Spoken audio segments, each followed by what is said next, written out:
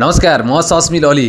पछिल्लो केही दिनदेखि देशका पश्चिम तराईका जिल्लाहरूमा गर्मीको तीव्रता अत्याधिक बढ्दै गएको छ। विशेष गरी दाङ र नेपालगञ्जमा गर्मीले जनजीवन अस्तव्यस्त बन्दै गएको अवस्था छ।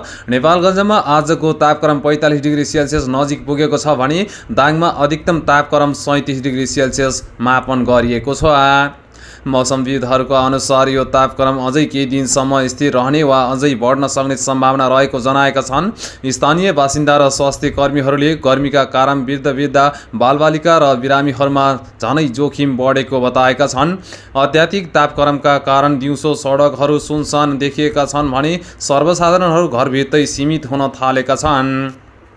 स्वास्थ्य कार्यालयहरूले गर्मीबाट बच्न निम्न सावधानी अपनाउन सुझाव दिएका छन्। अत्याधिक घाममा बाहिर ननिस्किने, प्रशस्त पानी पिउने, हल्का र आरामदायी कपडा प्रयोग गर्ने, विशेष गरी बिहान 11 बजेदेखि अपराह्न 4 बजेसम्म बाहिरको गतिविधि घटाउनु पर्ने नेपाल स्वास्थ्य कर्मीहरूले जनाएका छन्। हरेक पल ताजा अनि भरपर्दो समाचारको लागि टेलिभिजन लुम्बिनी अपडेटको साथमा रहनुहोला। अहिलेलाई छोटो विश्रामपछि पुनः उपस्थित हुने नै छु। तबसम्मलाई बिदा दिनुहोस्। नमस्कार।